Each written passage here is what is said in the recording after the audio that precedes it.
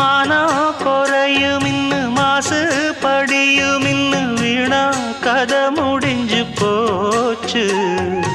ஈசான மூலையில லேசான பள்ளி சத்தம் மாமன் பேர சொல்லி பேசுது. ஆறாத சோகந்தன்ன தீராம சேர்த்து வச்சு ஊரும் சேர்ந்து என்ன ஏசுது.